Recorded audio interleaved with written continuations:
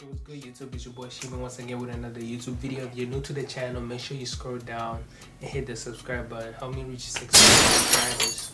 It's been a while. I haven't made a video. I mean, I've been making video, but like not like YouTube video. But you get the point. But today I'm doing a reaction video. It's my first time doing a reaction video to another video, if that makes sense.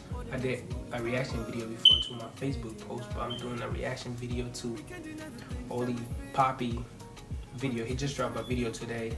It's called, I think it's called some title, I think if the presidents were Burundian, something like that. I watched it the first time. I laughed. Matter of fact, I even started laughing before, even watching it. That's how funny I knew it was gonna be that funny. But if you haven't watched it, I suggest you go check his page out, subscribe to his channel. Don't hate, help another Burundian rise up. But let me start this screen record and we're gonna get to the reaction. It's pretty funny. It's very funny. Okay, let me do this.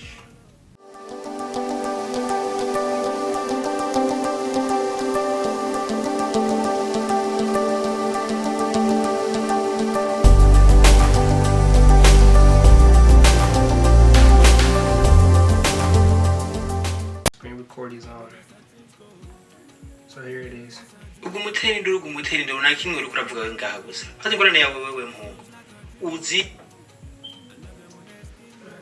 it. I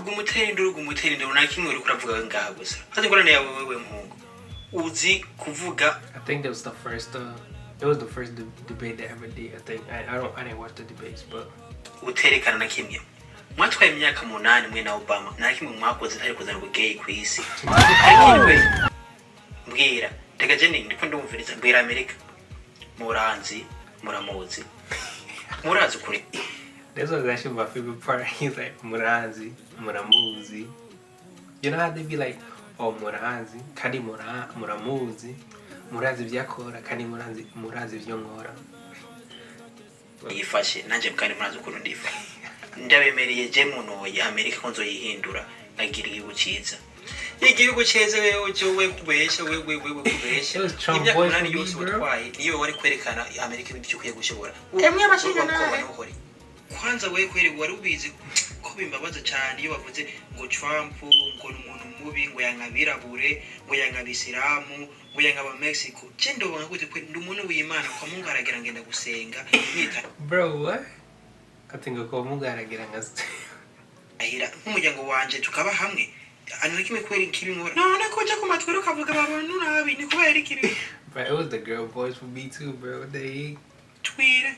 Cy'abantu kwendo banga gute ewe ariko ukine kubishira mu ngorane kweri. Ukine kubishira mu ngorane reka nakubwire kuva Amerika gitangura. Nije president wa mbere yagiye mu gashu akura abirabure. Abirabure nibwo turavuga ndabasohora umwirabure atana kimwe yakoze kubera Amerika ifata abantu nabi je ibyo ngiye kubihindura.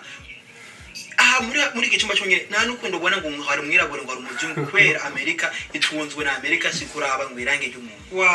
Wapi wewe Trump uyu mugabo arabenshi ikintu cyose akora. That's my other second part, bro. Bro, you know how he sounded so calm too, like that's how Biden talks like. I must say you have a you good in. That's how he talks like. Arabeje kandi ngone giwe aratukana akaje hano bamubona agatuka abantu none kwanza abantu bamutora ndababwize ukuri muri bijuju kuva mu kivuka mwabaye muri bijuju kandi muzosaza muri bijuju kubera nta kuntu mwotora umuntu yanga abantu agatuka abantu ngo bifashe nabi agatuka Afrika nzima kwanza muri abanyafrika mugatora uyu kweri murago kwanza nani ubwe mufise pumbafu we siwe wafashe mugatibira bure mugacho kwanza Bro, you a fool, man.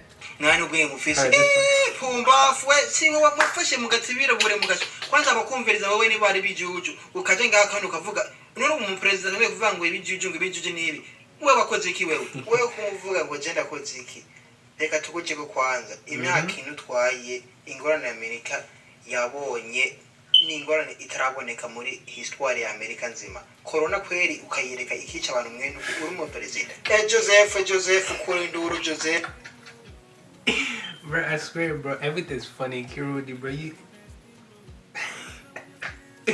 Joseph, man, that's how you do it, man. Joseph we wigira ko uri umuntu bize mufise ubwenge kandi ba Joseph mwenga mwega mufise ingorane mwe Joseph aho uzoza hose ameze nkawe ariko none we kwigira ko ufise ubwenge gena mugore na corona turabe ukayicinda kweli ukayicinda ndakwereka Amerika uyitware urakabona ngo Joseph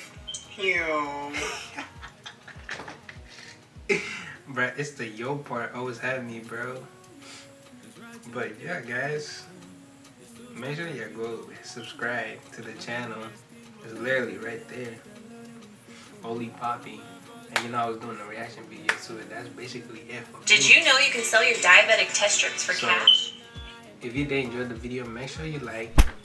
Always leave a comment, suggestions, and you know, I should do more reaction video. If you want to see me reacting to a certain video, go ahead. Not hip-hop music though.